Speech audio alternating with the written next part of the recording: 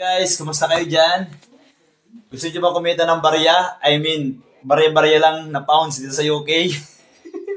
Share ko sa inyo to Ito, ah, currency, GCash, sa GCash, cryptocurrency. So, kumikita ako dito ng barya-barya lang din. Ituturo ko sa inyo kung paano. Pero hindi ito ituturo ko sa inyo. Ang ituturo ko sa inyo is ito yung first time namin na magbebenta kami ng items dito sa UK with my son Adriel. Say hi. Hi. Hi. Daddy? Daddy?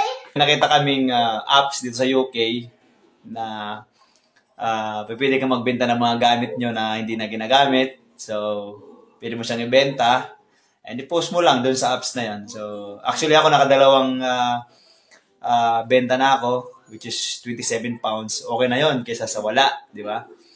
Wala magbibigay sa'yo ng kahit 1 pounds dito sa UK, bakit nakatayo ka dyan. Wala magbibigay sa'yo niyan.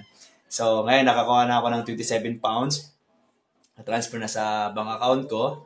And then, magbibenta ka lang kung anong mga gamit na ipopost mo sa apps nila. So, mga hindi na ginagamit. O kaya, kung gusto mo naman magbenta, punta ka sa charity and bili ka doon ng mura, tapos i-post mo lang, pwede mong presyohan kahit pumatong ka ng 5 pounds or kahit nga 3 pounds, okay na yun. Bahala na yung buyer, yung magbabayad ng shipping niyan. So, kung ano yung presyo na binigay mo doon sa items na pinost mo, yun din ang marireceive mo. Katulad nito, kung gusto mong i-carry yung pagiging buy and sell mo, katulad nito, bumili ako sa charity and nakapost na to dun sa apps ko. So, may presyo na yan.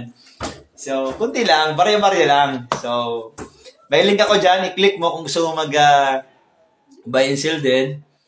Dito lang yan sa UK well, di sa Pilipinas dito lang sa UK yan And i-click mo and mag-post ka na ng mga items mo na hindi mo ginagamit para kumita ka ng barya-barya.